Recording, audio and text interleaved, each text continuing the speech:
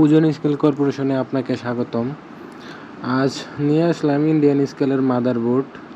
এগুলো SMD motherboard, নতুন model. এগুলা চার্জিং ইন্ডিকেটর ইন্ডিয়ান মাদারবোর্ডের।